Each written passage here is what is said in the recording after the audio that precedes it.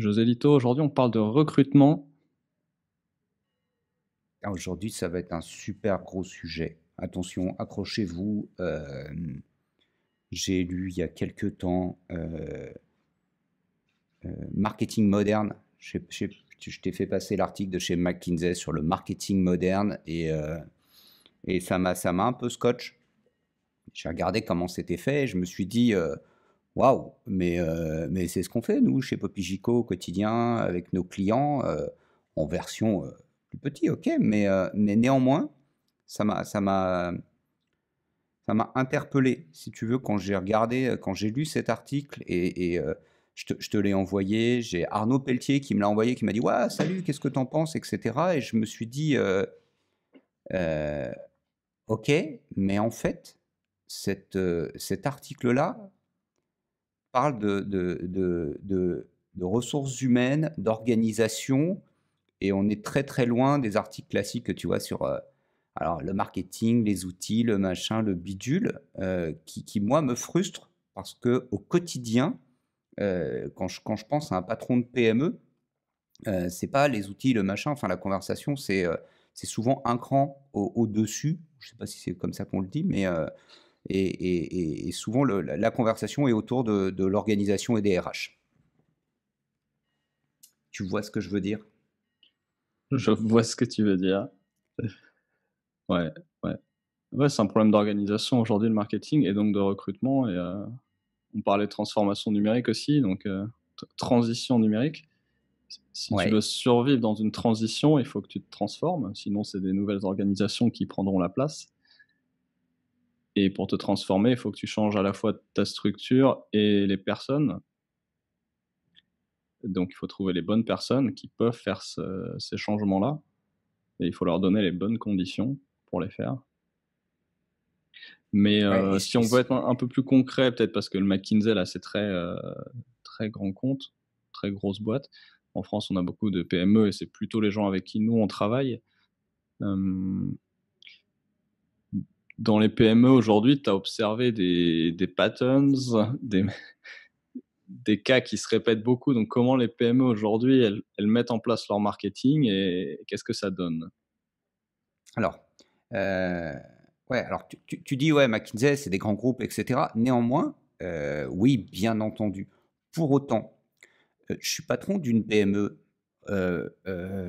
en attendant, quand je recrute, je suis en compétition avec des grands groupes. Tu vois, faut arrêter le fantasme. Le problème est le même, quelque part, si tu veux, c'est une question de d'échelle, mais néanmoins, quand McKinsey parle du marketing moderne et dit bah, voilà comment ça se structure, etc., c'est valable pour une ETI, c'est valable pour une PME. Je suis patron d'une PME aujourd'hui et je me dis ok, je dois me saisir de cette opportunité. Il y a une transition. Alors, bon, c'est pas le débat aujourd'hui, c'est pas la question, mais c'est même pas je dois m'en saisir ou pas, j'y vais pas. C'est pas comme si tu avais le choix, hein, c'est comme ça, c'est en train de se faire, c'est en train de se passer. Donc, tu dois, faire, entre guillemets, tu dois faire du marketing. Et bien souvent, en France, les PME ne font pas de marketing. Ok, il y a les ventes, la production, les services, machin, etc., les DRH, tu as le DAF, et tu n'as pas de marketing. Tu as un embryon de marketing, tu as un truc, une espèce de machin atrophié qu'on appelle le marketing. Donc, quand tu décides de t'y mettre et tu te dis, bon, je suis patron d'une PME, j'ai une centaine de collaborateurs, je fais 20, 30, 40 N millions d'euros de chiffre d'affaires, et je vois que sur mon marché, c'est en train de bouger et j'ai des nouveaux concurrents, des startups ou pas qui arrivent. Bref, où un de mes compétiteurs traditionnels se met, lui, à faire du marketing, ça change la donne. Faut que j'y aille. Qu'est-ce que je fais? Mon premier réflexe, c'est j'ai jamais fait de marketing. Donc, j'ai pas de, tu vois, j'ai pas de point d'appui en fait dans ma réflexion. J'ai pas de notion de ROI, combien ça coûte, combien ça rapporte. Donc, je me dis, eh Pas ben, les première étape, je vais recruter un junior. J'ai vu peu d'organisations, peu de dirigeants PME commencer à prendre le problème à bras le corps en disant, bon, je vais passer de pas de marketing à du marketing, je vais prendre une directrice ou un directeur marketing avec 10 ans d'expérience, je vais lui donner le salaire qui va avec, je vais lui donner la team qui va avec et je vais lui donner le budget qui va avec. En avant Guingamp. Ça, j'aimerais bien, si vous êtes dans cette situation, appelez-moi. Franchement, 06 88 04 28 18, juste pour me raconter ce que vous avez en tête, pourquoi vous le faites comme ça. Il y a la question aussi de la culture au sens large, culture marketing. Comme c'est des dirigeants qui ont fait peu de marketing finalement, ils n'ont pas les termes, ils n'ont pas les outils, ils n'ont pas la structure même de ce que c'est, encore moins du marketing que McKinsey appelle moderne, encore moins parce que c'est une approche qui est vraiment issue d'ailleurs. Donc il n'y a pas tout ça et du coup tu sais, ne serait-ce que dans un recrutement ou pour monter un service, tu n'as pas tous ces points de repère et j'ai vu ça sur des gens qui travaillent tout seuls et c'est la même chose finalement à la direction des PME. Moi, les gens, souvent, ils regardent ce que j'écrive. Tu sais que je suis horrible en termes de jargon et je me soigne. Non, et les mecs me regardent et me disent, mais je comprends rien de ce que... Je sais pas de quoi tu parles. Je connais pas ton monde. Je suis pas là. Et donc, à nous aussi, je sais pas comment encore, enfin, on progresse pas mal, mais je vois qu'il y a vraiment ce problème d'ouvrir les bras à ces dirigeants pour qu'ils puissent comprendre ce qui se passe et s'y intéresser. Mais ça veut dire qu'ils doivent quand même avoir en premier lieu de l'intérêt pour ça et eux faire un pas vers se créer cette culture. Pas de doute là-dessus. Comment ça m'a sauté aux yeux, ça m'a pété à la gueule en vrai. C'est début décembre, je me dis ah bah tiens, je suis à Montpellier, j'utilise LinkedIn, je mets direction marketing, offre d'emploi, d'accord, et je vois ce qui tombe. T'imagines, sur 3 mois, en un peu plus de 90 jours, j'ai vu 2 annonces pour un poste de directeur marketing très, très structuré. Et les 2 annonces proviennent de startups qui te disent, voilà, on a levé des fonds l'année dernière, on parle de millions d'euros, on est structuré, il nous faut un directeur marketing, on a une équipe en interne de tant de personnes, ou une directrice marketing, on a une équipe de tant de personnes, etc., etc. 2. Les autres, c'est bonjour, vous aurez le poste de directeur marketing, le titre de directeur marketing, et en fait, quand tu lis l'annonce, c'est du community management. Vous allez vous occuper des réseaux sociaux, faire du reporting, donner à manger aux commerciaux, etc. Et tu vois ce décalage extraordinaire, mettre à jour le WordPress. Et tu dis, ils appellent ça directrice ou directeur marketing. Vous aurez un CDI et le titre 2. Mais en vrai, avec une annonce comme ça, c'est pire chez les PME. Mais sérieux, avec une annonce comme ça, j'ai vu par exemple 30 personnes se jeter sur ce type d'annonce. Je me dis, mais c'est 30 neuneux. Hein. Désolé s'il y en a qui nous écoutent, mais c'est 30 neuneux.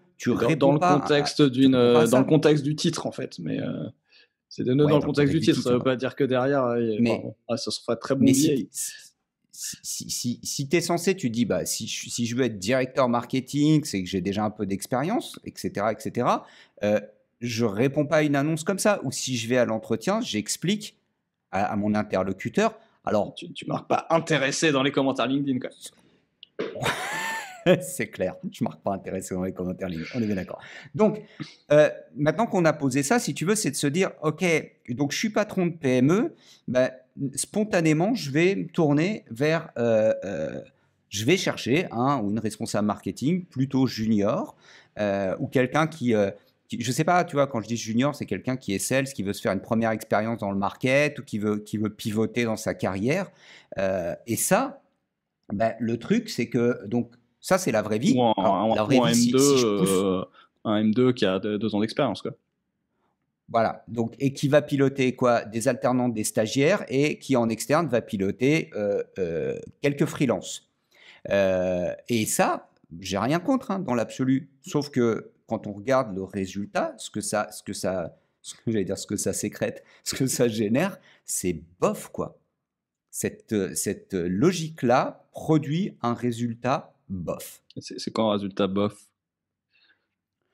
Bah alors, résultat bof, bah c'est pas pourri, c'est pas bien. Alors, ça serait quoi pourri, ça serait quoi bien, et c'est quoi bof? Alors, bah, ce que ça va donner, par exemple, c'est tu prends il y a une étude que sort B2B Agency sur les déçus de l'inbound marketing. Ok, Résultat de cette étude, je ne vous donnerai pas tout parce qu'elle va être dévoilée quand elle en sera mars. sortie. Ouais, le 19 mars, la semaine prochaine, on va la présenter avec un webinar en partenariat avec la CCI à Paris. Le résultat, c'est je veux faire du marketing. Pourquoi je veux faire du marketing? Bien souvent, c'est faut que j'alimente en prospects mes commerciaux. Et qu'est-ce que dit cette étude? C'est la fameuse lead gen. C'est OK, j'ai bien des prospects. Mes commerciaux reçoivent des prospects, sauf qu'ils ne sont pas qualifiés, ils ne sont pas qualitatifs. C'est là où je dis un lead n'est pas un deal. Je fais la différence entre un prospect et une opportunité commerciale. Anagramme.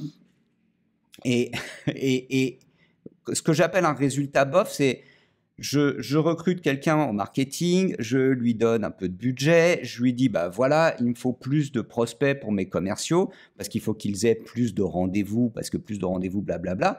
Et au bout de 12 mois ou au bout de 24 mois, c'est ah, bah, c'est pas top, ça marche pas, j'ai dépensé beaucoup d'argent pour peu de résultats. Je pensais que ça allait faire des flammes parce que bah, les éditeurs, les agences, machin, tout le monde m'a dit accroche-toi Fernand, dans 90 jours, va falloir que tu recrutes 22 commerciaux parce que ça va dépoter du steak. Et il s'est rien passé. Voilà ce que j'appelle bof, entre autres, mais pas que. C'est-à-dire qu'il y a du lead, hein, ils tombent, ils sont là, ils sont dans le CRM, ils sont quasiment sur le bon marché, mais ils n'ont pas la bonne taille, pas la bonne position, pas le la bon maturité timing. qui va bien. Exactement. Et derrière, en plus, on n'a pas les process pour les ascend, les nurturer correctement. Qu'est-ce que je disais sur le jargon? C'est terrible. C'est ça. Bah ouais, si t'as, si je suis désolé, enfin, si je suis ce que j'appelle une opportunité commerciale, c'est quand quelqu'un me dit, écoutez, oui, votre solution m'intéresse, votre produit m'intéresse. Par contre, j'ai ce projet-là en réflexion et à horizon déclenchement, à horizon 9 mois. Super. Qu'est-ce qu'on se dit pendant 9 mois, quoi? Et si on se dit rien, il va rien se passer. On garde ça pour une autre vidéo. Ça, on mettra pour une autre vidéo, mais ça fait partie des sujets qui font que les dirigeants de PME avec qui je discute me disent ouais, José Lito, on a bien compris. Transition numérique, le marketing, ça devient un élément central. On en fait, on a recruté du monde, on a mis du pognon, sauf que ça marche pas. Ou ça marche bof, ou je suis au milieu du gué et je sais pas quoi faire. Et en même temps, ils n'ont pas envie de lâcher le truc parce qu'ils sentent qu'il y a quelque chose à faire, mais ouais, soit j'ai mon pote Christian Vidal, promoteur immobilier. Tu vois, hier, on lui a envoyé un emailing sur les taux de téléchargement des livres blancs. Il m'a répondu, ouais, merci d'essayer de faire encore, d'essayer de me convaincre de faire du marketing et tout. Tu vois, c'est en mode, laisse tomber. Je mets des flyers dans des boîtes aux lettres, je suis promoteur immobilier et mon business marche très bien comme ça. Mais là, quand tu lui dis, Christian Vidal, tu veux pas faire du marketing, il te dit, mais j'ai pas de temps à perdre avec ça. Dégage. Mais souvent, mais pour lui, il a raison, hein, ça marche, hein, son business tourne super bien.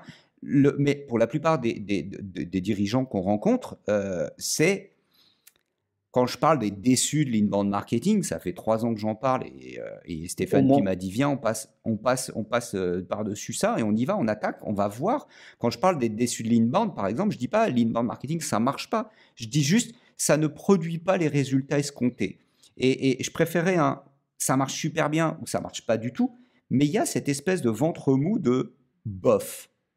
Donc je sens qu'il y a un truc, mais qu'est-ce que je fais? Et c'est là où on vient sur c'est une question d'orga, c'est une question de RH. Et on disait juste à l'instant, pour certaines boîtes, c'est pas utile. Pour les autres, le problème aussi, on n'en parlera pas aujourd'hui, mais il faudra faire une vidéo juste pour ça. Les sales, ça devient plus dur, quoi. La vente devient de plus en plus dure pour plein de raisons qui sont en partie les mêmes. Et c'est aussi ça le contexte qui fait qu'ils n'ont pas envie de lâcher l'inbound parce qu'ils savent bien que ça tire la langue en aval de ça, en aval de ce funnel. Et tu le dis mieux que moi quand tu parles quand tu dis que la transition numérique, ça implique une augmentation de la sophistication. J'ai été commercial pendant suffisamment longtemps dans ma vie pour me dire waouh, le boulot d'un sales aujourd'hui par rapport à ce que moi j'ai fait il y a 15 ans ou 20 ans, ça n'a plus rien à voir. Et c'est un enjeu aussi pour les directions commerciales qui n'arrivent pas à percuter que c'est pas ouais, je passe 2 coups de fil, j'ai un rendez-vous. Aujourd'hui, il faut en passer des des coups de fil font passer 12, 14, 16, 18 pour choper un rendez-vous. Garde les chiffres pour la prochaine vidéo. Alors, si je comprends bien, ce que tu me dis, c'est que tu vois le réflexe. Donc, tu vois 2 startups qui mettent une super offre parce qu'on voit vraiment la notion de culture là et ils y croient et c'est dans leur culture. Donc, ils font le boulot et ils vont chercher. Et ils ont le financement aussi, donc ils ne se posent pas la question. Ça fait partie du jeu pour eux, c'est normal. Les autres, tu me dis, c'est le bazar et leur réflexe, c'est de se prendre un junior, un alternant, un stagiaire. En CDI, le junior, et tu as décrit le profil avant. Et ça produit, selon toi, des résultats bof. Enfin, c'est ce que tu observes. Qu'est-ce qui fait que d'avoir mis un junior avec un alternant et sous une direction qui n'a pas la culture, la réponse est peut-être dans la question. Qu'est-ce qui fait que ça marche pas si on veut être un peu concret, qu'un dirigeant qui nous écoute là, par exemple, puisse visualiser ce qui manque et peut-être un premier pas. Quelle est la première chose qui fait que ce montage-là ne produit pas les résultats attendus, tout en ne produisant pas rien du tout? Ça marche un peu, mais pas comme ça devrait. J'ai plein de trucs. Je te fais confiance pour remettre ça dans l'ordre, s'il te plaît, parce que tu sais que là-dessus, je pars dans tous les sens, parce que je vois. Tu me parles d'outils tout le temps. Tu me dis les outils. Ouais. Pour moi, tu vois, non, mais il y a plein de sujets et alors c'est vrai que les outils, c'en est un. Pourquoi? Parce que je suis junior, je déboule. J'ai donné un cours à l'EM Lyon sur le marketing automation et évidemment, c'est bon, les outils, vous voulez que je vous en parle, les loulous? Ouais, parle-nous des outils. Ah, on y va. Bon, ok. Et là, tu leur dis, regardez. Sur LinkedIn aussi, vous connaissez un outil pour X ou Y, tout de suite, c'est meilleure vue du trimestre, quoi. Tu leur dis quelle est votre stratégie marketing, tu as 2 commentaires qui se perdent, tu leur dis tiens, je voudrais faire un podcast, vous utilisez quoi comme outil? Tu as 120 commentaires, tout le monde est au taquet. Mais c'est normal, c'est naturel, c'est le plus simple en fait. Bon, alors, pour plusieurs raisons. Imagine-toi, alors c'est difficile de revenir en arrière, de se souvenir de ça, mais tu es junior, tu déboules dans une boîte et on te donne une responsabilité. Moi, je l'ai vécu en 2007. Alors, en 2007, je n'étais pas un junior, mais c'était la première fois que je me retrouvais dans la situation de monter une structure marketing au sein d'un éditeur de logiciels chez Teambox. C'était un peu associé aussi, non? J'arrive... Pardon? Tu n'étais pas un peu associé aussi? Ouais, j'étais co-founder, mais ça ne change rien. Mais justement, on pourrait en parler, ça ne change rien. Mon premier truc, on est en 2007, je me dis, waouh, faut que je fasse de l'acquisition de prospects, etc., de l'audience. Qu'est-ce que je fais? Je vois passer HubSpot et je commence à tanner mes associés en leur disant, ouais les gars, venez, j'ai trouvé la solution, on va mettre HubSpot. Pourquoi José Lito, on va mettre HubSpot? Parce qu'il y a HubSpot qui dit que ça marche. Ouais, mais qu'est-ce qui me prouve? Et là, j'ai 2 ingénieurs INSA Lyon qui, eux, sont pas des juniors, qui me disent, oui, José Lito, d'accord, des vendeurs non plus, qui sont des ingés. Ils ne sont pas des vendeurs ni rien du tout, c'est des brutasses qui me disent, ok José Lito, pas de souci. Démontre-nous, chiffres à l'appui. Est-ce que tu as une étude qui dit que ça marche? In God we trust, everyone else brings data. Aux États-Unis, ils disent que putain, j'ai jamais réussi. On est en 2020, ils ont toujours pas mis HubSpot dans le bordel. Tu vois ce que je veux dire? Pourquoi? Les outils, c'est rassurant. Tu te dis, bah si, regardez, les éditeurs de logiciels, entends bien, hein, qui prend la parole sur ces sujets-là en France aujourd'hui? C'est partout pareil, mais en France, restons en France. Parce que les éditeurs, en plus, ont des bonnes marges, donc eux peuvent faire de l'inbound comme des tarés. Ils y vont. Donc, les éditeurs de logiciels te disent, nous, avec nos logiciels, on fait de la magie, c'est leur culture. Ils te donnent des résultats. Regardez, si tu prends notre logiciel, tu vas faire plus de 182% en 3 mois. Les agences qui sont maquées avec les éditeurs disent la même chose. C'est des dealers. Donc, ils te disent, bah, regardez, nous, on est agence partenaire de machin et on a fait le truc et ça marche. Et ce qui est vrai, hein. Ils te parlent des 10% de cas où ça marche. C'est là-dessus qu'ils font leur case studies. Ils vont pas te raconter les 80% de trucs où où ça restait un peu la gueule en l'air, où ça a commencé, ça n'a pas fini. C'est pas très bon en termes de publicité. Il y a que nous pour faire ce genre de conneries. Donc, on commence par les outils. Très bien.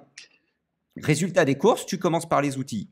Qu'est-ce que ça fait? C'est que tu arrives, tu installes ton outil et tu te dis, ah bah maintenant que j'ai l'outil, je vais faire de l'automatisation. Allez, je vais faire des séquences, des workflows, des machins, des bidules. Et ça y est, tu es parti dans la machine à conneries. Pourquoi? Parce que tu commences par automatiser quelque chose qui n'est pas déjà standardisé. Ou qui n'existe même pas. Mais ça fait 4 ans qu'on répète, vous n'avez pas de marketing, vous voulez faire quoi comme marketing automation? Tu automatises du vide. La citation de Bill Gates, c'est le moment. Je te laisse le plaisir de citer Bill Gates. La règle numéro 1 de toute technologie dans l'entreprise, c'est que automatiser un process efficient amènera une efficience démultipliée. Et la règle numéro 2, c'est que tout process qui automatise, toute automatisation d'un process inefficient démultipliera de l'inefficience. Donc il y a un effet de levier de toute façon avec la technologie. C'est pour ça qu'on parle aussi beaucoup de culture et qu'on voit la différence entre les startups et les éditeurs de logiciels et le reste du monde. Eux comprennent cet effet de levier de la technologie. Et le levier marche dans le plus. C'est comme en bourse, tu trades avec du levier. Si tu es à la baisse, ta baisse, elle a du levier aussi, quoi. Moi, je dis automatiser du vent, ça fait de la clim. Et quand c'est pas ton métier, ça sert à rien. Non, mais tu sais, la dernière fois que j'ai pris l'expression, que j'ai expliqué à un client qui comprenait pas, je lui ai dit, on était en plein été, il y avait un ventilateur dans la salle. Je lui ai dit, tu vois, tu prends un gros paquet de merde, tu le mets dans ton ventilateur. Qu'est-ce que ça va donner? Ça va te repeindre toute la pièce. Tu vas être content. Parce que c'est des trucs désastreux qu'on voit j'ai automatisé quelque chose sans avoir un processus au départ, mais c'est pas compliqué. Le meilleur exemple que je connais, c'est le CRM. C'est exactement, l'histoire se répète. Hein. C'est viens, on va mettre en place un outil qui s'appelle un CRM dans des divisions commerciales, dans des équipes commerciaux qui n'ont pas de processus. Alors évidemment, Salesforce dans les années 2000, Aaron Ross, machin, tout le monde te parle de predictable revenue, il t'explique, nous, on a des process, on fait ça, fait ça, fait ça, fait ça. On est en 2020, combien de PME aujourd'hui ont des SDR, ont tout mis en place? Combien de gens connaissent Aaron Ross, le predictable revenue? Il faudra déjà que le CRM soit rempli. Et après, tu as Nomination qui te dit, bon, les loulous et B2B Agency qui te disent, bon, on va prendre votre CRM, on va faire un petit check du truc, et puis tu as 50% de la data qui sert à rien parce que les contacts ne sont plus là, ils ont changé de boîte, etc. etc. Donc ça, c'est la même histoire pour le marketing que pour le CRM. Si tu mets une solution de marketing automation en place, si tu mets des outils en place... Le marketing à automatiser avant. Tu m'as dit tout à l'heure, les PME font pas de marketing. Alors, on fera pareil, une vidéo juste là-dessus parce que ça mérite un peu de blabla. Qu'est-ce qu'on entend par là? Je suis convaincu que c'est vrai. Deuxième truc quand même, Philippe, les outils, ce qui se passe, c'est que dans l'entreprise, ou deuxième ou troisième, je suis dans l'entreprise et je viens d'arriver et mon boss me dit José Lito, qu'est-ce qu'il faut qu'on fasse? C'est quoi ton plan? Ouais. Eh ben écoute, si ton boss, c'est pas deux ingénieurs InSalon, c'est pas les pires. Si ton boss, tu dis viens, on va mettre en place des outils. Ce qu'il y a, c'est que au sein de la PME, en tant que dirigeant, j'ai l'habitude d'acheter des outils.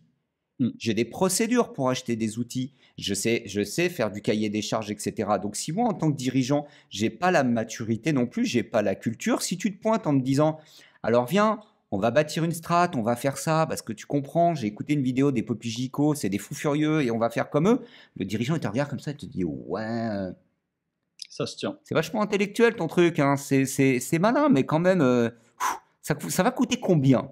Alors que si tu dis, alors j'ai trouvé une solution parce que j'ai un éditeur de logiciel, il m'a téléphoné, j'ai téléchargé un livre blanc, il m'a appelé juste après, on a discuté, il m'a dit regarde, tu mets 17 000 € et pour 17 000 €, tu vas avoir 290% de leads en plus. Moi, en tant que dirigeant de l'entreprise, je me dis alors 290, machin, nanana, oh putain, ça va me faire autant de prospects. Oh, mais alors je vais arriver avec autant de chiffres d'affaires à la fin? T'es sûr? Ah ouais, si, je te garantis. Ils m'ont dit que ça marchait comme ça, les éditeurs. Combien? 17 000 €? Ouais, essaie d'obtenir une petite remise et on signe. Ouais, j'ai eu 10%. Le gars, il est chaud. Ah ouais, c'est la fin du trimestre. Tu m'étonnes que tu as eu 10%. On a aussi cette sensation dans les directions que ça change, qu'il faut bouger. Et quoi de plus transition numérique que des outils numériques?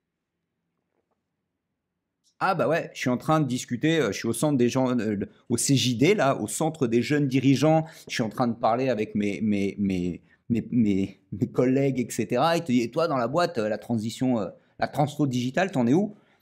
Ah bah moi, tu sais, j'ai mis outil de marketing automation. Ouais, super, et ça marche. Ah, tu sais, c'est un peu long, il faut attendre, mais j'y crois, hein. Ah bon, bah donc tu as fait ta transfo digitale. Ah ouais, ouais, j'ai fait CRM, marketing automation, et puis j'ai un cloud. Et puis, je caricature, mais quelque part, c'est comme ça. Ouais. Et c'est naturel, hein, attention, c'est pas, c'est humain Oui, puis d'avoir ce pareil, comportement. tu te fais embaucher, tu arrives, tu remets en place les choses et c'est visible, c'est beau, c'est parlant, donc mais On devrait pourquoi en ça marche parler pas du c'est visible. ouais, mais qu'est-ce qui fait qu'un outil comme ça, donc ça marche pas? Donc là, on comprend que déjà cette mise en place, elle se fait peut-être pour des mauvaises raisons, qu'il y a pas de marketing à automatiser, donc si tu fais pas les choses qui ne scalent pas, tu vas pas scaler des choses qui n'existent même pas. Et qu'est-ce qui fait aussi que tu as un outil et finalement ça produit pas ce que ça devrait produire d'avoir l'outil? Est-ce que tu as pas les bases? Mmh. Juste, tu as pas les bases. Tu me disais, quand tu as l'outil, tu éteins le cerveau et qu'est-ce que, Ouais, quand tu as l'outil, tu éteins le cerveau, donc tu te fies à l'outil, tu dis: «Je vais mettre mes workflows» et cetera. Il te manque juste une étape, c'est: «Pourquoi je fais ça?» mmh, L'outil me dit: «Fais un workflow», OK, je fais un workflow. L'outil me dit: «Fais une newsletter», je fais une newsletter. L'outil me dit pas, «Pourquoi tu fais ce workflow, pardon, pourquoi tu fais cette newsletter?» ouais. Et l'outil, ce qu'il ne me dit pas, et c'est pas le job, hein, attention là-dessus, je tire souvent à boulet rouge sur les éditeurs, c'est pas leur job, hein, entendons-nous bien, hein, j'ai aucun problème avec ça, c'est sain, Oui, puis ils mais ont, ils ouais. c'est pas leur job, ils font pas du conseil, c'est pas leur métier, c'est Ils en font quel via est leur content marketing et ils le font très bien pour certains ouais, d'entre eux. Enfin, HubSpot a vraiment diffusé une mmh, culture marketing, c'est impeccable, hein, j'ai rien pas à de redire. souci, mais tu lis un article qui te parle des objectifs SMART, entre j'ai lu l'article sur les objectifs Tu vas SMART pas lire et je celui-là, les mets tu en vas place, lire l'objectif sur la enfin, séquence, tu vas copier le template et c'est parti mon kiki. bah, enfin, je peux lire un bouquin entier sur comment développer ses abdos, blablabla, blablabla. C'est bien, je peux comprendre toute la physiologie, tout le machin, le muscle, tout le bordel. Si à un moment je vais pas me lever mon cul, aller à la salle et commencer à lever de la fonte, il va rien se Mmh. passer. Mais si je veux faire ça, il faut que je me pose la question. Et quand j'ai un pote qui est coach sportif, quand je lui ai dit il y a 1 an et demi, je vais me mettre à faire du sport, tu veux faire quoi, Joselito? Parce que si c'est je veux être comme ça, bah, faut que tu fasses ça. Si c'est je veux gainer mon dos parce que lombocriralgie, douleur, bah, faut que tu fasses ça. Et ça, quand tu arrives au tout début, qu'est-ce que tu veux que je te dise? C'est poser des objectifs. Tu le vois bien, et j'en parle avec beaucoup d'agences aussi. Est-ce que tes interlocuteurs font la différence entre objectif et KPI? Ah bah non, c'est compliqué. Ouais. Mais Je c'est veux ouais, plus de donc visiteurs sur mon site. le piège de l'outil, c'est le confort. Le confort de commencer à remplir des trucs avant même d'avoir décidé, quel était notre marketing et c'est marrant parce que si tu vois le mantra de la Silicon Valley ou un mantra de la Silicon Valley, c'est «Do things that don't scale» et alors là, c'est plus pour lancer un business, mais c'est pareil en marketing. Le marketing, c'est la clé du business, c'est créer un client. Comment tu crées le client? Tu fais des choses qui scalent pas et tant que tu as pas trouvé un truc qui marche, tu essayes même pas de l'automatiser. Alors c'est le risque des outils, en fait, c'est qu'on commence à automatiser, par confort des choses qui existent même pas, donc on remplit des templates, tout le Philippe, monde a je les pense mêmes qu'on templates, enfin on va le dire publiquement ici, attends, on attends, n'a pas attends. d'outils. Pardon. Non, non, non, non, on va le dire. C'est-à-dire qu'on peut raconter notre cuisine interne, notre débat permanent de dire viens, viens, on attend encore un peu. C'est-à-dire qu'on a le pognon pour investir dans des outils et on se dit non, mais vas-y, attends encore un peu, garde la version gratuite jusqu'au bout du bout pour voir à quel moment ça va craquer et on a Ouais. vraiment besoin Combien de de, enfin, sto- je fais encore la moitié de de mon scale. MRR enfin même pas des envois de lead magnet, je les fais à la main, mais pour voir. Tu vois ce que je veux dire? Cette Quand je hygiène-là, vois alors et on est une un fois peu que tu as les taré, patterns, mais, une fois que tu as mais non, c'est normal, enfin, tu crées une boîte, c'est pareil. Les mecs d'Airbnb, ils allaient, chercher les gars dans la rue, les mecs de Stripe, ils allaient chez les marchands et ils leur installaient sur leur ordi Stripe. Parce et que ça, tant que je tu as pense que pas quand tu compris es, ouais, humainement mais ce qui marche, tu vois, on parlait l'autre jour data versus intuition, mais c'est ça. Tant que tu as pas fréquenté les gens assez, tu as pas la bonne intuition qui te permet de comprendre tes datas et de toute façon, tant que tu as pas un certain volume, tes datas ne valent rien. faut avoir la culture T'imagines? data, mais Alors, pardon, je ne sais pas dans quel ordre on va le dire, mais t'imagines, je suis junior, j'arrive dans une boîte, on m'a recruté, on m'a filé un salaire. C'est peut-être mon premier CDI ou c'est mon deuxième, mais en tout cas, ça fait 3, 4 ans que je bosse. Donc, tu vois, mon appart, mon machin, bidule, etc. Je caricature hein, parce qu'on va prendre cette image-là, hein, ça peut être tout à fait autre chose, mais je démarre dans une activité et je vais commencer à expliquer à mes N+, tout le monde te parle d'automation, viens, on va pas scale, on va pas faire d'automatisation parce que pour l'instant, on ne sait pas trop qui sont nos clients, on ne sait pas trop comment ils réagissent, on va faire des trucs à la main. Mais si tu es Joselito, tu as 49 balais et que tu dis à N+1, mec, on va le faire comme ça parce que je peux te raconter 20 ans d'histoire d'horreur et puis de toute façon, c'est où on fait comme ça, où je dégage. une citation de Mais, Paul Graham. mais quand tu peux pas faire ça, bah, au début, tu dis, on va faire les outils, on va automatiser. Quand tu vas voir ton boss et que tu lui dis, alors, salut patron, j'aurais besoin d'un CAC, pardon, bah, j'aimerais connaître le coût d'acquisition client dans l'organisation. Je suis dirigeant de la PME, la réponse c'est j'en sais rien. Et là, tu viens d'arriver, tu commences à poser les questions qui fâchent. Faut être un peu, je dis être tanké pour arriver à poser les. On le fait nous parce qu'on est extérieur à l'organisation, on le fait et on dit à nos clients, mais voilà votre niveau de maturité. Mais si je suis quelqu'un d'immature, comment j'arrive à évaluer le niveau de maturité de l'organisation qui m'emploie? C'est pas évident du tout. Et ça, c'est essentiel. Ouais, il y a un problème de On a dérivé. relations humaines. Non, t'es en plein dedans parce qu'on parlait de relations humaines et de ressources humaines. Donc, ce qu'on appelait, on a utilisé le mot légitimité, mais c'est ça que tu décris là finalement. Donc ça peut être un deuxième point pour lequel ce type de montage amène pas les résultats qu'on souhaiterait. Donc ce montage qu'on a décrit au début, hein, un junior avec un support encore plus junior, type alternant ou stagiaire. Donc là, ce que tu décris, c'est un problème de légitimité pour prendre en charge ce process-là dans la boîte, pour des raisons Oui. donc humaines et de carrure entre guillemets, mais c'est quasiment politique. Est-ce qu'il y a d'autres éléments de légitimité qui rendent ce montage-là problématique? Bah oui, tu viens de parler de carrure et de politique. J'arrive dans une PME. Je connais pas le monde du business de l'entreprise. Je le connais, hein, mais je le connais de façon théorique. C'est la différence entre l'auto-école et puis le premier jour où tu es tout seul au volant de la voiture. Ça fait un drôle d'effet, même si tu as quelques heures de conduite. Tu vas te retrouver au marketing, donc tu vas devoir parler au DRH, tu vas devoir parler aux sales, tu vas devoir parler aux produits, tu vas devoir parler à plusieurs interlocuteurs dont tu ne connais pas forcément bien Alors ça, les métiers. Tu devrais, mais en vrai, ça se passe pas comme ça. Il y a pas tant d'alignement que ça dans les PME. Ben alors, il y est pas, mais quand il y est, quand bien même, j'explique, voilà, je dis à mes collaborateurs, voilà, j'ai recruté Philippe Larcher, il vient d'arriver chez nous, il va prendre en charge le marketing, réservez-lui un bon accueil, il va venir vous voir pour comprendre. Donc, tu arrives et tu te retrouves devant le directeur commercial et tu lui dis, bon, alors voilà, en termes de marketing, j'ai besoin de comprendre les buyers persona, je t'explique ce que c'est. Et là, si tu n'es pas un peu solide sur la culture, quand tu vas parler avec le DAF, il va te dire ouais, d'accord, j'entends bien, j'ai pas de problème, Philippe, mais c'est quoi le ROI? Moi, aujourd'hui, quelqu'un vient me dire mais c'est quoi le ROI? Je vais lui dire d'accord, alors on est bien d'accord, on va reprendre, tu sais, je fais mon crétin. Je dis alors on est bien d'accord, le ROI c'est les profits divisés par l'investissement, les profits c'est les ventes multipliées par les marges, et les marges c'est le prix moins les coûts. Hein. C'est bien ce truc. Donc en tant que marketeur, je vais te vendre un service et que les sales vont m'acheter. Alors est-ce qu'on définit le prix d'un prospect et à partir de là et tu vois le niveau de conversation que tu peux avoir avec un DAF qui va te dire ok, tu veux jouer sur ce terrain-là, ok, et en fait c'est intéressant. C'est quoi le ROI? Toi, tu vas dire, c'est quoi le ROI? Ça va nous rapporter des sous. Combien? Je ne sais pas. Pourquoi? Parce qu'on ne l'a jamais fait. Et tu n'es pas crédible.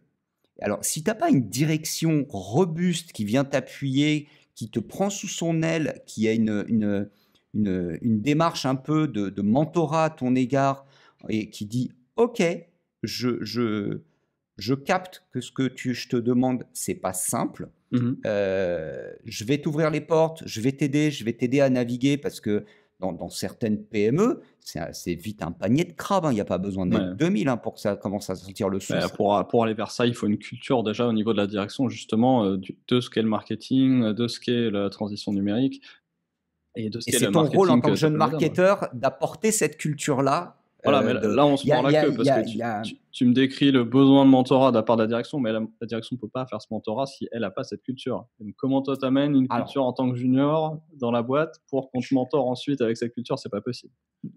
Notons-le, n'oublions pas de mettre le lien. Hier, j'écoutais le podcast de Fanny Bourdon-Barr. C'est le podcast de Ludovic Salen qui s'appelle Sur le terrain. Et elle parle de ça très bien, elle l'explique super bien. Donc, je ne vais pas lui voler ses mots. Écoutez-la, elle explique très bien cette démarche quand elle dit je suis arrivé dans le marketing, je ne savais pas ce qu'était le marketing. Et en fait, j'ai eu le premier truc, c'est discuter avec la direction. Elle le dit à un moment donné, ça je vais quand même le dire, Fanny. Elle dit voilà, la direction lui dit est-ce que vous saurez nous dire non? Et elle répond est-ce que vous êtes capable de l'entendre, ce non? Tu vois, faut être un petit peu sharp pour commencer à rentrer dans un job en début de carrière et dire à tes dirigeants ouais, moi je vais être capable de vous dire, dire ce qu'il faut faire.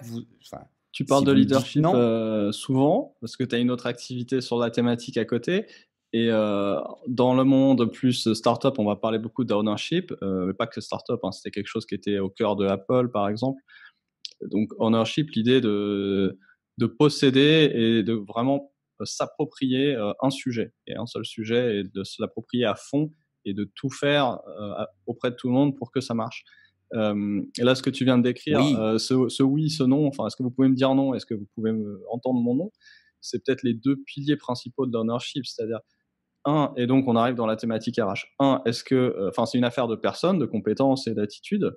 Donc, est-ce qu'on peut recruter ces personnes? Et deux, c'est une affaire de contexte, d'environnement. Est-ce qu'on est capable de donner les conditions à la personne pour être owner et interagir avec d'autres owners? Et l'impact est double de cet environnement. C'est si tu as un owner qui est dans cet environnement-là, il ne pourra pas owner ses trucs, son travail, ses missions, parce que l'environnement ne lui permet pas. Et deux, ce type d'environnement ne permet même pas en fait de recruter ces gens qui sont très demandés, évidemment, parce qu'ils ont un impact énorme. Tu ne peux pas recruter quelqu'un qui a cette attitude si ta boîte ne donne pas les conditions de le faire. Et on est en plein RH là.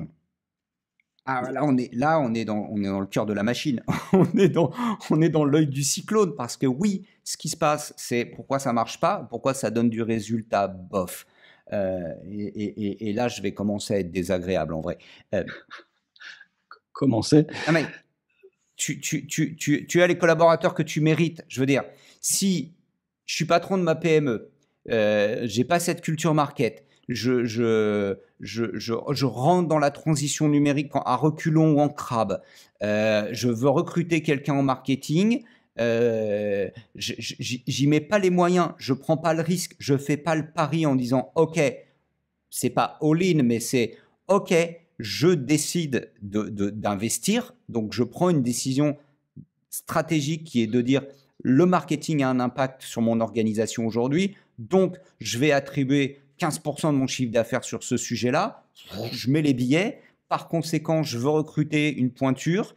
Bah ouais, c'est plutôt quelqu'un qui aura un profil, une certaine seniorité sur le sujet. En fait, un junior peut avoir cette attitude honneur, mais oui, c'est pour ça que je dis pas forcément en âge. C'est peu nombreux, donc c'est l'offre et la demande. Voilà, je vais recruter quelqu'un qui a la maturité, qui a les épaules. Enfin. Voilà, on a un écart d'âge tous les deux. Si on voulait exagérer, on va dire, tu as 30 ans, j'en ai 50. Eh ben, au-delà de ça, en arrondissant, on s'en fout. Pour vraiment grossir le trait, si on regarde notre seniorité sur le sujet, mais on est deux anciens en fait. On a le même âge et il y a même des sujets où tu es beaucoup plus vieux que moi. Tu es beaucoup plus senior que moi. Donc, simplement... Est-ce que qui va nous recruter? C'est compliqué. C'est même pas une question de pognon, c'est une question d'exigence. C'est que demain, quelqu'un vient voir Philippe Larcher en disant bonjour, je te veux full-time au sein de mon organisation, je te donne la rémunération que tu veux. Tu vas dire ok, il n'y a pas de souci. Alors par contre, voilà comment je vais driver le truc. Parce que tu as cet ownership. Tu vas dire ok, par contre, je veux ça, ça, ça. Et là, ton boss va te dire, ou le comité de direction va te dire, alors en outil, tu veux quoi? Non, vas-y, balèque, ça, je m'en fous. C'est pas ça qui m'intéresse. Par contre, il me faut ça, ça, ça, ça, carte blanche, etc. C'est Ocean Eleven, les gars. Enfin, et là, Oui, puis tu tu tends le vois cerveau bien en qu'on face est, avec les autres services parce qu'il faut s'aligner. Et c'est le problème et en aussi quand tu disant, on connais est pas bien le. d'accord, si le directeur commercial me fait blablabla parce qu'il veut faire un salon, parce qu'on a toujours fait comme ça, et que je lui dis non, non, c'est non. OK?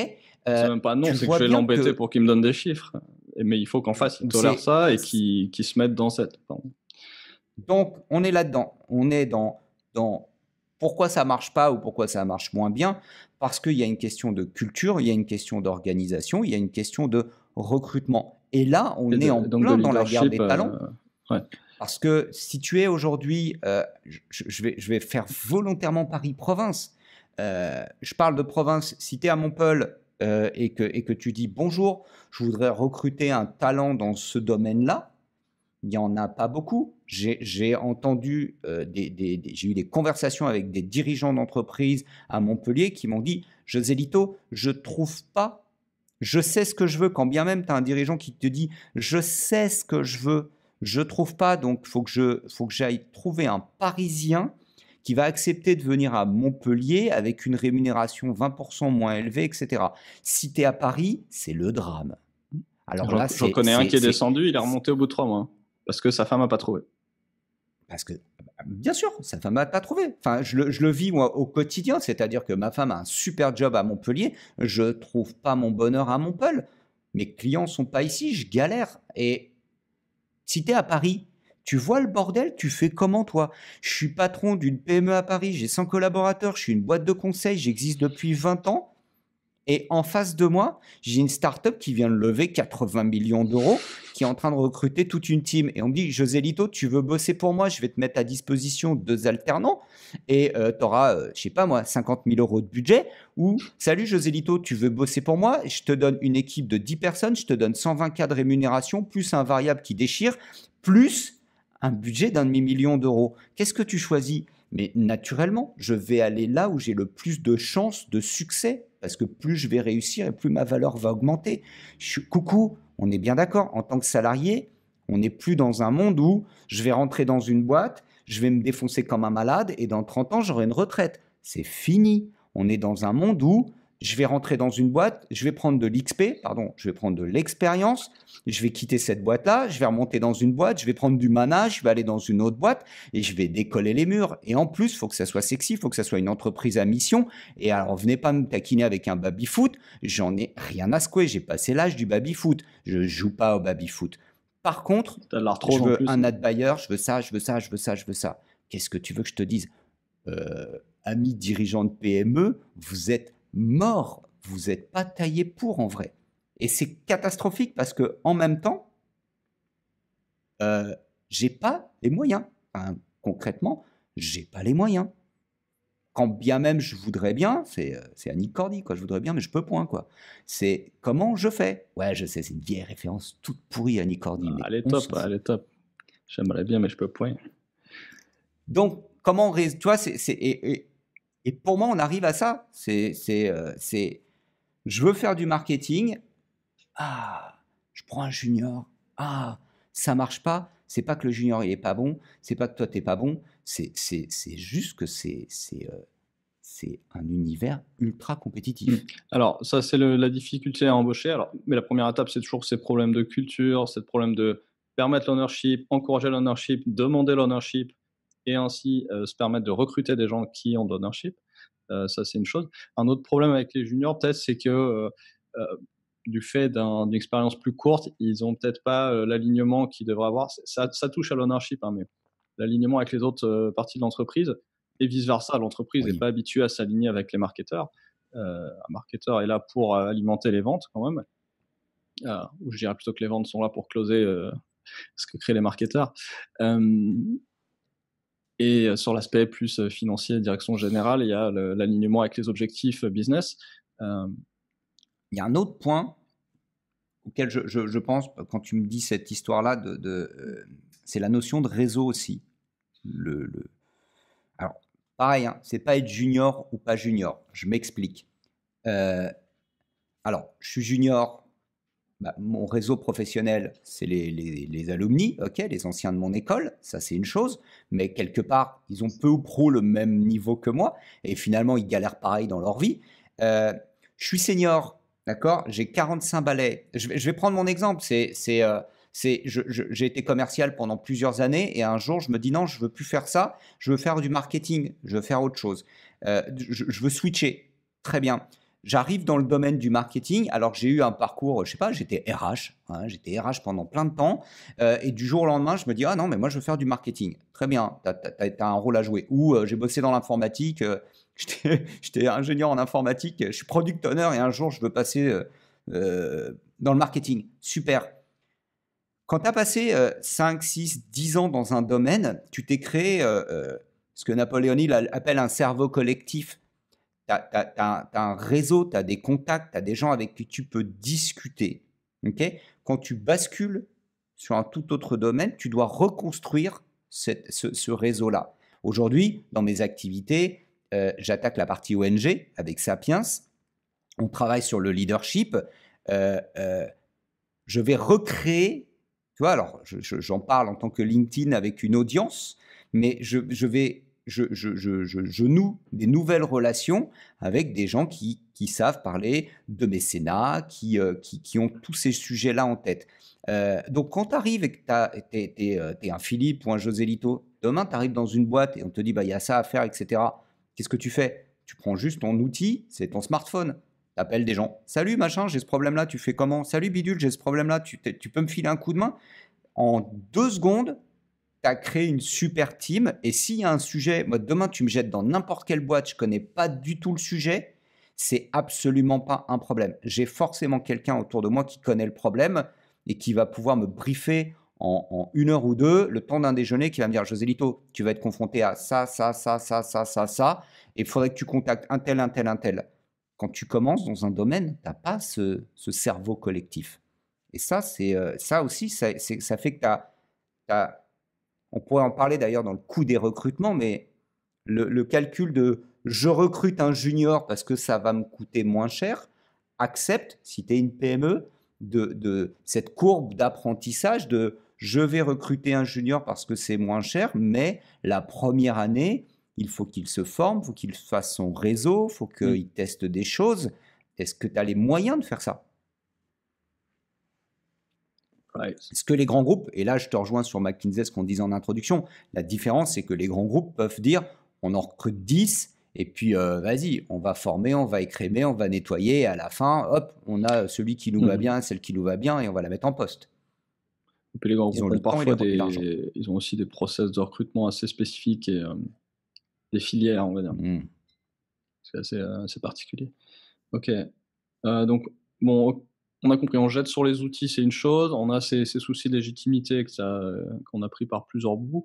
Et il y a un autre truc aussi qui ressemble au fait de se jeter sur les outils, mais c'est se jeter sur des canaux, des tactiques, des choses comme ça. Tu as remarqué ça aussi assez fréquemment. Je pense pas que ce soit réservé aux juniors, malheureusement. C'est un peu la même mécanique, ouais. Pour plein de raisons, mais des manques de vue d'ensemble, des manques d'agilité, des manques de data-drivenness, des lacunes au niveau de la formation aussi.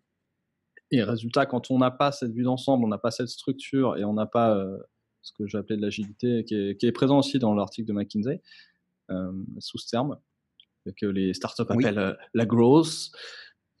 La grosse. Voilà. En parlant de grosse, et le résultat de l'absence de grosse, c'est l'hypo. Disclaimer, on n'est pas grossophobe, hein. Précise bien parce que... Moi si, mais toi ça va. Donc ça tire à des problèmes, Joselito. Cet humour n'est pas 2020. Pardon. Hypo, c'est pas une grosse. Hypo, c'est les highest paid person opinion. Ça veut dire, c'est-à-dire un mode de décision Explique. basé sur la personne la mieux payée de la pièce, l'opinion de la personne la mieux payée de la pièce. Alors nous, on a fait beaucoup de branding au début de Poppy Gico, donc, et avant j'étais chez l'annonceur, donc on connaît bien le problème. Donc on a un peu écrit là-dessus à l'époque.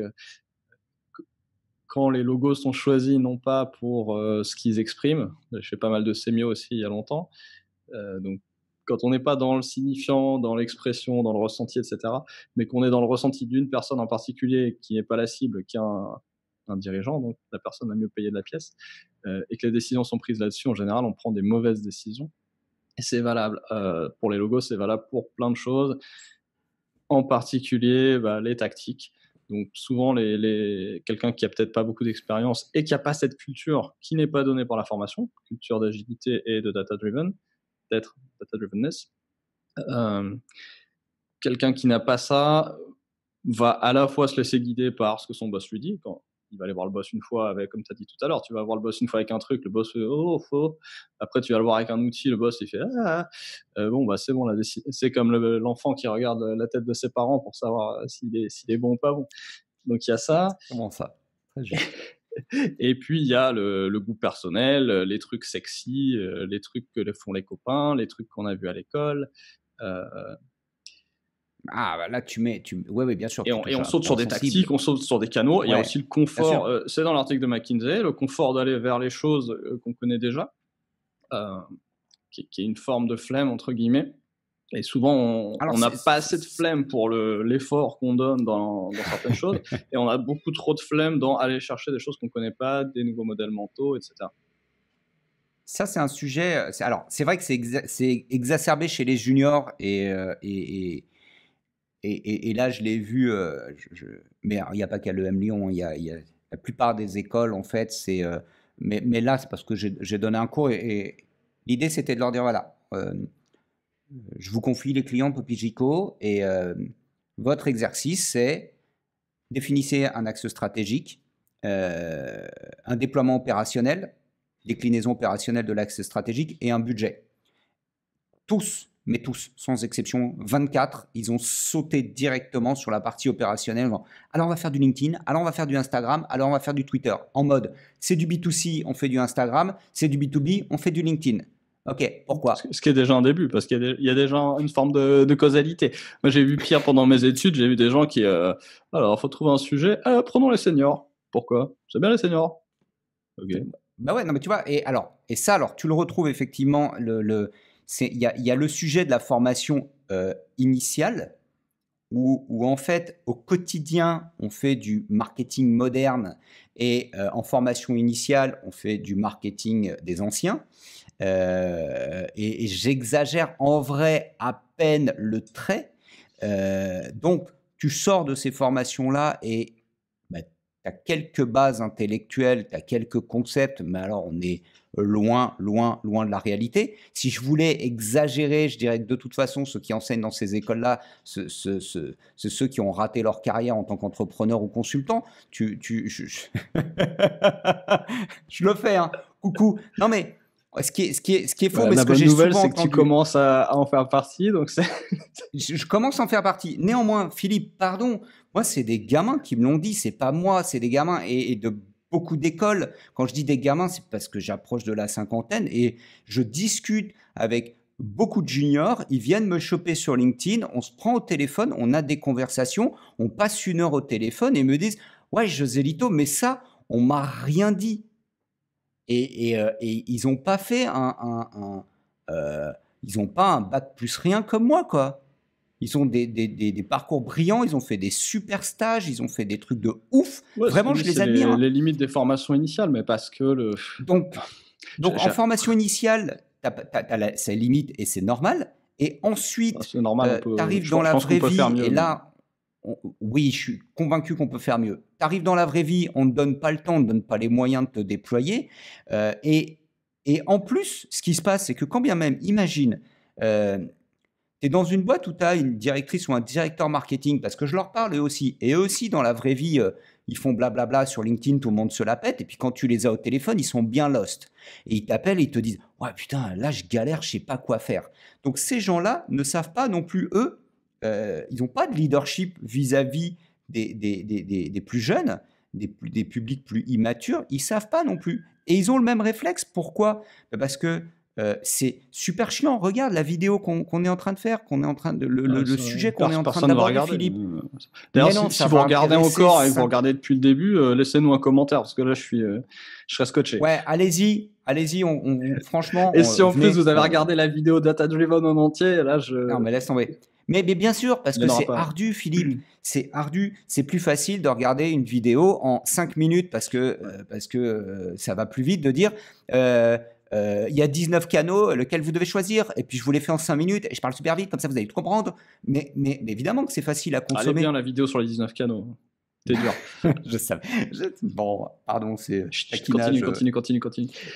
Tu vois ce que je veux dire? C'est que le sujet qu'on aborde est un sujet exigeant et naturellement, on a plus tendance à se dire bah, je vais aller regarder les tactiques. Donc, ça, ne reprochez pas en tant que C'est dirigeant. culturel aussi chez les marketeurs. Ouais, On parlait de c'est formation initiale. J'ai vu un post, c'est dommage, j'ai pas pensé, je l'aurais préparé, je l'aurais lu là. Si je le retrouve, je le posterai. Un mec qui expliquait, je crois que c'était en anglais, la différence entre école d'ingé et de commerce. Il dit, non, je crois que c'était en français. Il disait une école de commerce, mais j'ai regardé le cursus. Tout ce que vous avez appris en école de commerce, je pouvais l'apprendre en pas longtemps tout seul. En termes de présentation orale, j'ai 2 fois plus d'heures en école d'ingé. J'ai appris des compétences techniques qu'un marketeur n'aura jamais, et la rigueur qui va avec, et la data drivenness qui va avec. Bref, il déboîtait l'école de commerce et c'est 40 000 balles de plus. Alors, on citera pas le nom du poste, mais ça a bien polémiqué ce poste. Ah, mais, tu l'as vu? Bah si, je vais le mettre. Bien sûr. C'est le poste de Toinon, le CEO de Prospectine, qui a volontairement, c'est Toinon qui a volontairement taquiné pour voir quelles allaient être les réactions. C'est sur LinkedIn, je te donnerai l'URL. Il a bien cherché. Il a quel âge Toinon? Je connais pas moi. Toinon, il a 26 ans. Oui, il est jeune. Il a cofondé Prospectine, ils sont à Montpellier, c'est une équipe de 6 personnes. Là, tu vois le gap, on parlait tout à l'heure de junior, d'ownership et tout, là, tu vois, le mec à 26 ans, il est Philippe, déjà dans notre monde. Moi, je suis pas ingénieur, d'accord? Je suis pas du tout ingénieur, j'ai pas la culture, j'ai pas fait d'études, donc je peux bac d'éco, donc ça n'a rien à voir avec. Néanmoins, je vis avec une product owner, j'ai monté beaucoup de boîtes avec des ingénieurs et je kiffe les profils d'ingénieurs. Et aujourd'hui, je dis, si en termes de recrutement, vous ne savez pas qui prendre, mais prenez plutôt quelqu'un qui a fait une école d'ingé, qui a envie de faire du market, que quelqu'un qui a fait une école de market et qui veut se mettre dans une logique ingé. Je le vis avec toi depuis des années. Putain, je fais des efforts et je galère. Vraiment, je galère. Mais aujourd'hui, pour réussir du marketing, mieux vaut être ingénieur. Les ingénieurs vont faire du bon marketing. Parce que oui, il faut être data-driven.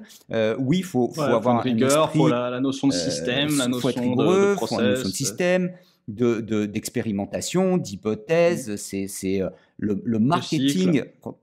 Mais quand tu dis qu'il y a une augmentation de la sophistication, c'est que c'est pas que le marketing devient complexe. Le marketing reste du marketing. C'est juste que on est plus fin. Les attentes des consommateurs et des clients sont pas les mêmes. Il faut se mettre à niveau. Et aujourd'hui, il faut. Comment on dit, la collusion avec le produit est plus importante qu'elle était avant. C'est-à-dire qu'avant, si tu écoutes des papes du marketing, Drucker ou quoi, toujours écouter Drucker, ils te disent déjà que le marketing et le produit, c'est la même chose et que le produit vient du marketing.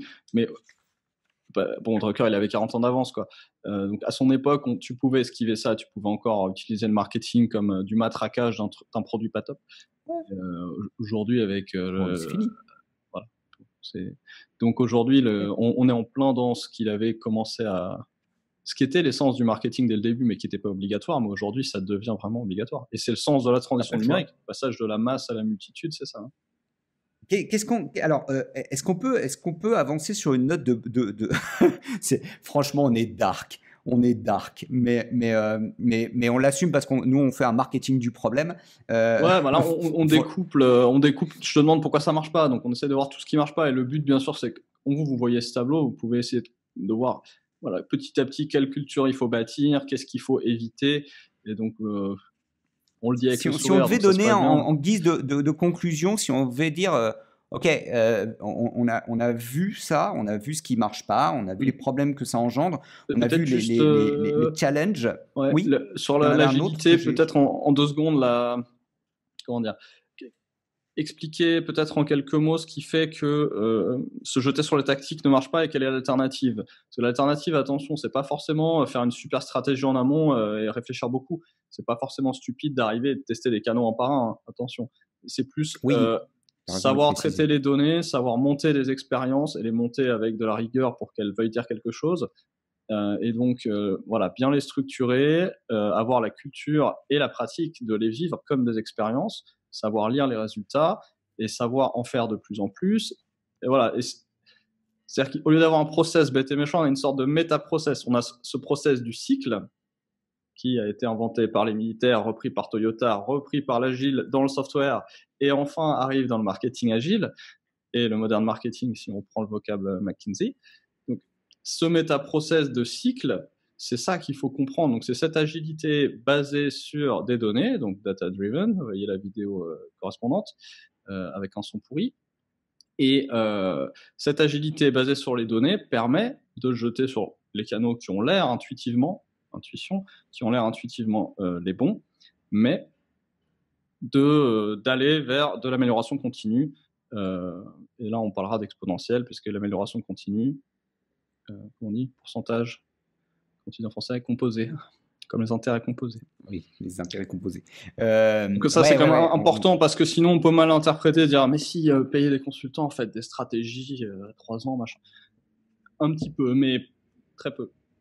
C'est pas tant faire des grosses stratégies, c'est créer ce méta-process de cycle. Ouais, tu as raison de le préciser, c'est ça. C'est pas la stratégie pour la stratégie, surtout en PME, c'est pas. C'est à peine de la stratégie, c'est même plus vraiment de la C'est pas de la stratégie. Ou stratégie. la stratégie, c'est d'être agile en fait, mais c'est même plus une stratégie. Nous, on l'appelle un cerveau, pratique. et je crois que c'est plus juste.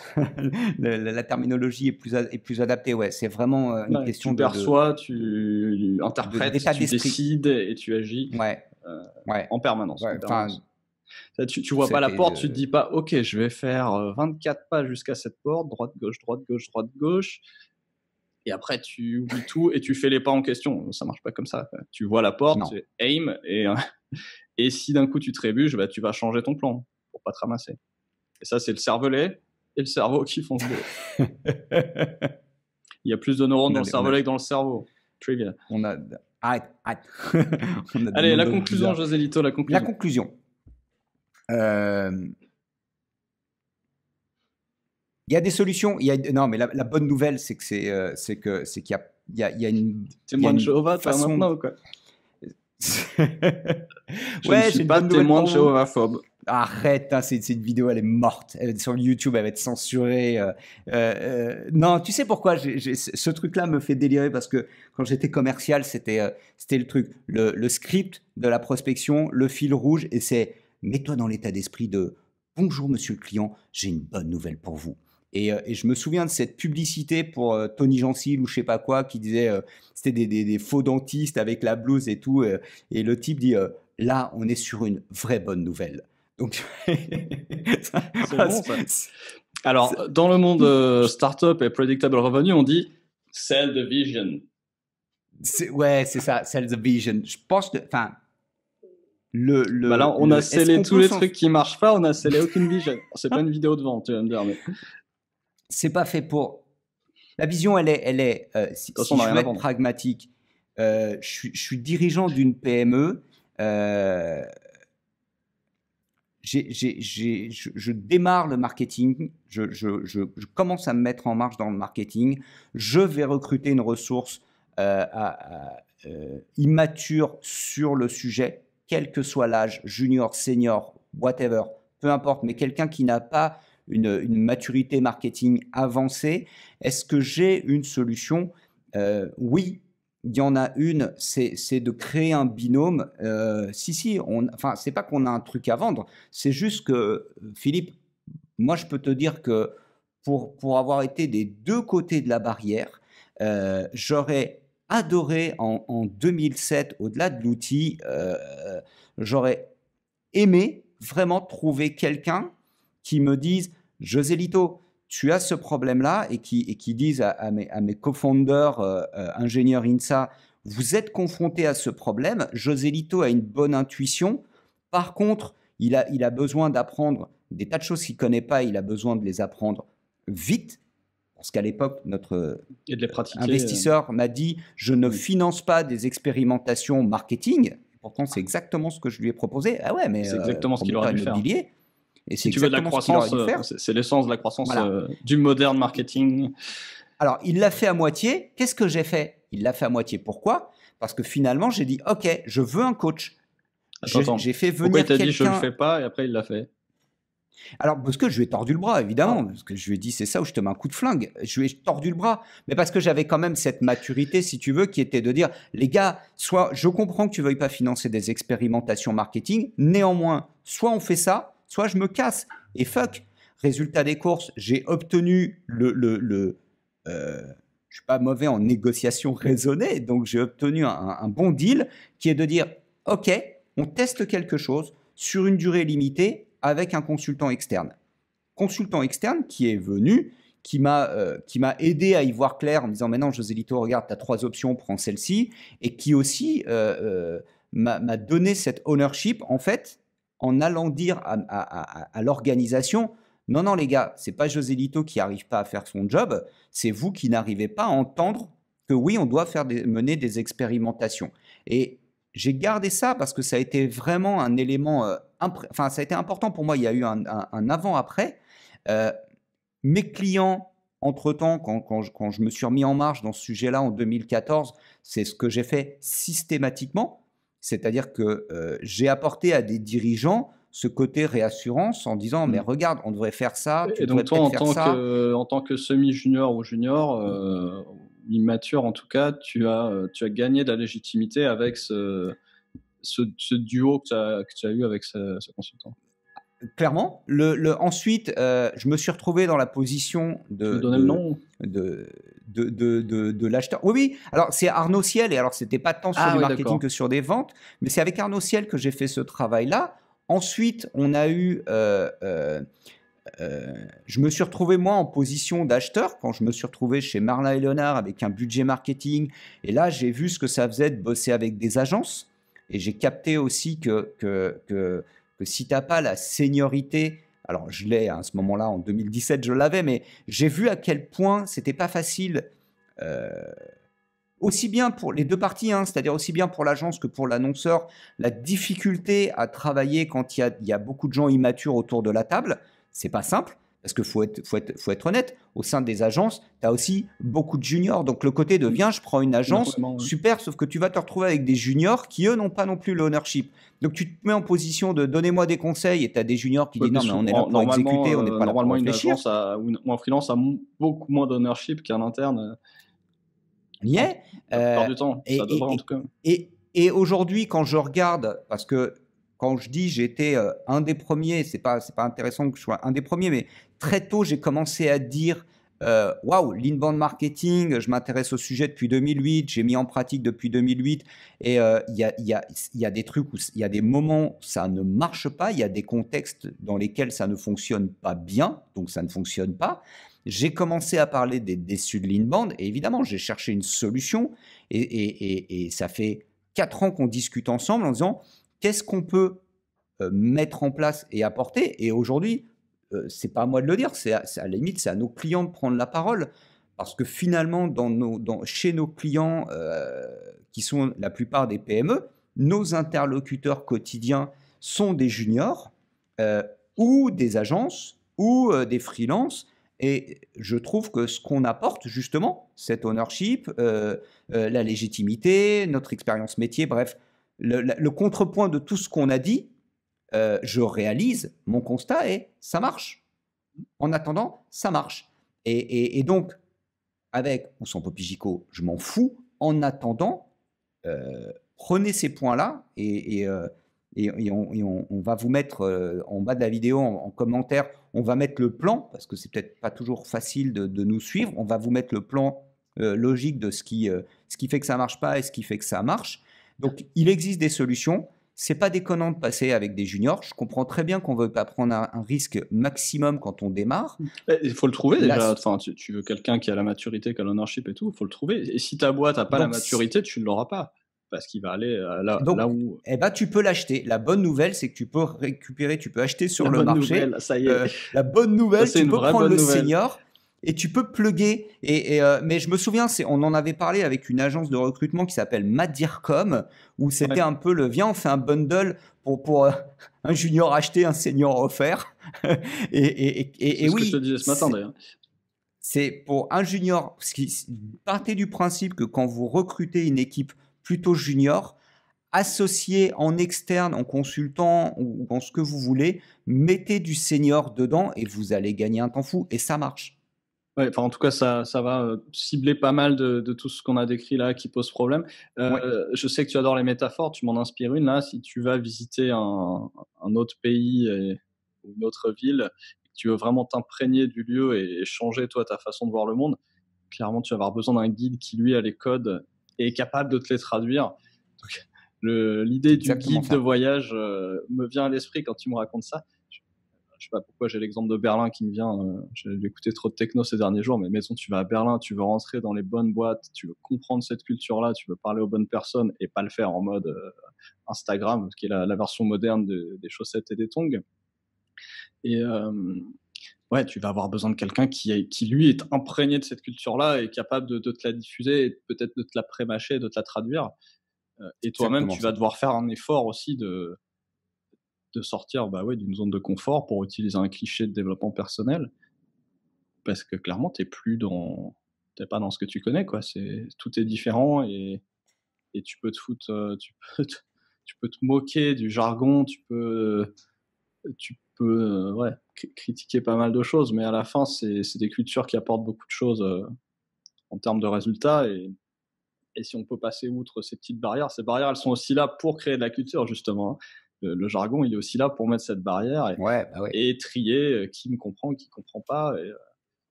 Et même s'il y a un peu du bris, etc. Qu'est-ce qu'on peut offrir à ceux qui ont eu l'audace d'aller jusqu'ici dans la vidéo? Je pense que c'est une récompense en soi. Enfin, comment? Ouais, c'est une récompense en soi, ça c'est clair. Mais on est c'est généreux assez par virtuel. nature. Je pense qu'il n'y a personne qui regarde là tout de suite.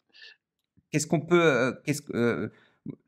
Si on devait être très concrètement, parce que ça c'est l'autre terme. Alors bon, et concrètement maintenant, on fait quoi? Je vais faire un bundle RH, je pense. Je vais faire des tableaux pour calculer les tailles d'équipe, les coûts, et puis s'amuser à ventiler les équipes de façon peut-être un peu maligne. Puis on en fera d'autres après. Donc je rajouterai des liens au fur et à mesure. Si la vidéo a plus que 3 vues, j'ajouterai des trucs. On mettra ça, une fiche de poste. Je pense que c'est intéressant d'associer une fiche de poste et des calculs finalement et plusieurs fiches de poste parce que ça c'est le vrai sujet. Merci beaucoup Philippe, top, c'est une belle conversation. Moi je suis ravi parce que ça nous aide aussi à structurer notre heureusement parce que c'est pas avec les 3 vues qu'on va faire notre bordel interne à chaque fois. Moi, je trouve que c'est en tout cas on l'a fait pour nous, cette vidéo elle est très très bien. Je sais pas ce qu'on gardera, je sais pas ce qu'on va couper au montage, mais on coupe rien. C'est ma politique. Eh ben on coupe rien. Donc et puis on mettra le lien quand même de l'article de McKinsey sur le modern marketing. Le podcast de Fanny, les LinkedIn d'Arnaud Ciel et autres, toutes les personnes qu'on a mentionnées tout au long de cet épisode qui n'a pas de numéro. Salut. Et ben la semaine prochaine. Salut. La semaine prochaine.